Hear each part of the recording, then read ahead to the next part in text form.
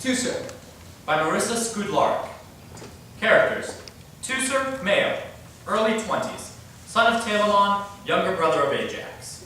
Telamon, male, 50s, father of Teucer and Ajax. What you got there? It's the eulogy, Dad. I don't like that word. It's a good word, it's Greek.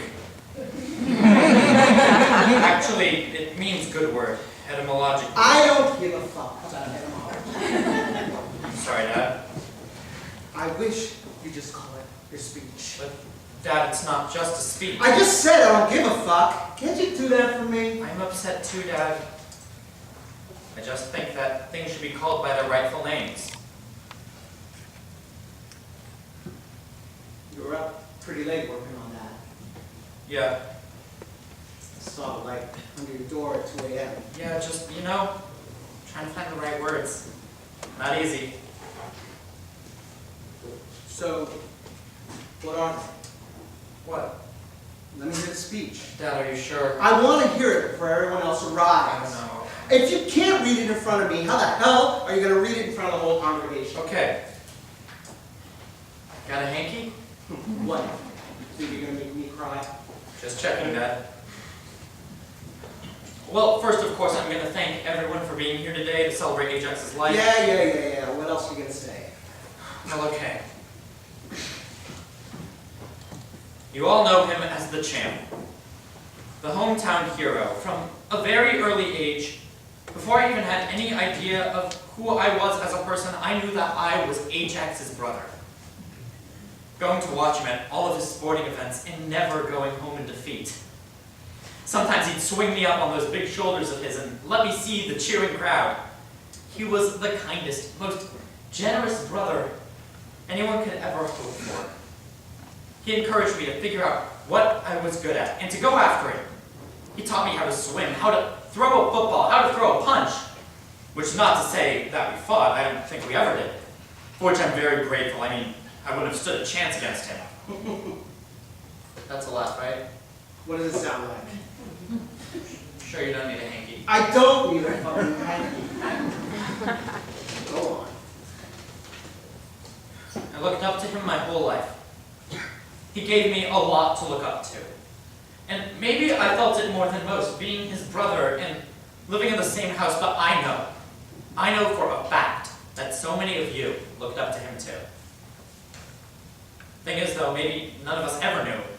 I don't think I ever knew who he really was deep down. Maybe we only realized it last week. That's why it came as such a shock. You weren't supposed to mention that. We'd all thought, oh, there's Ajax, big, strong, happy-go-lucky guy.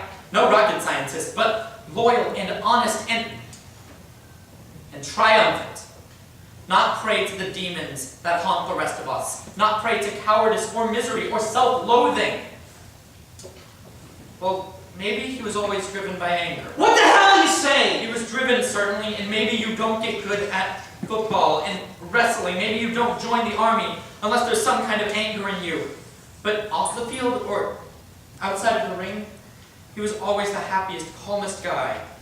If there was anger in him, we never saw him turn it against anyone. And we never guessed that he would turn it against himself. Dad. Does it go on like that? Like what? How else are you going to insult the memory of Ajax at his own funeral? Dad, I feel that I am honoring him. By talking about his weaknesses, his shame. By telling the truth. Well, you can't do that in church. What?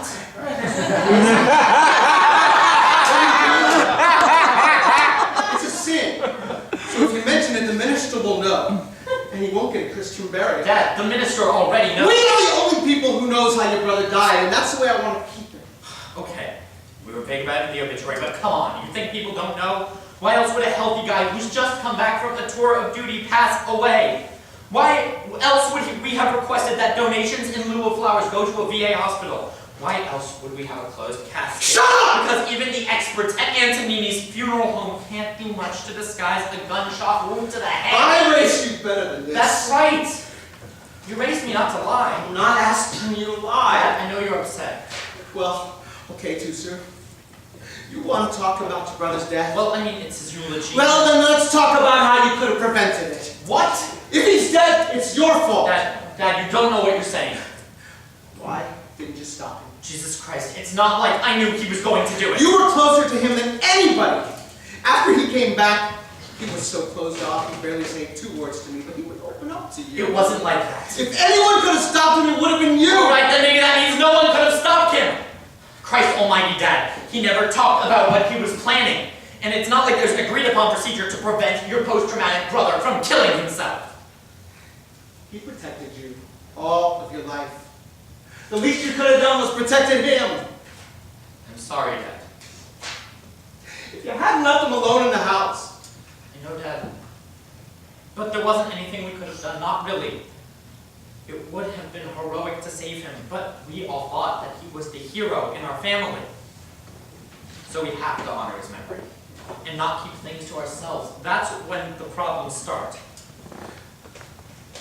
Why can't we just remember the good times? There aren't good times without bad ones. Looks like the guests should be arriving soon. Do you call them guests at a funeral, I wonder?